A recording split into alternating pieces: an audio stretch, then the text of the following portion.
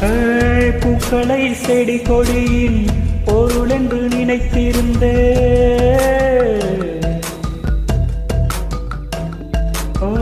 பூக்களை செடி கொடியின் பொருள் என்று நினைத்திருந்தேன். பூவை உன்னை பார்த்த பின்னே பூக்களின் மொழி அறிந்தே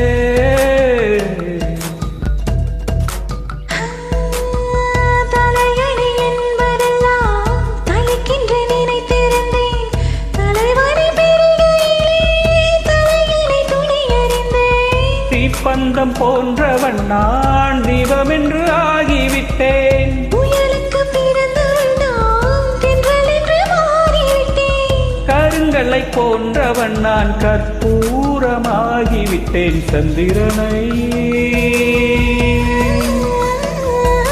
சந்திரனை தொட்டது யாராம் சாங்கா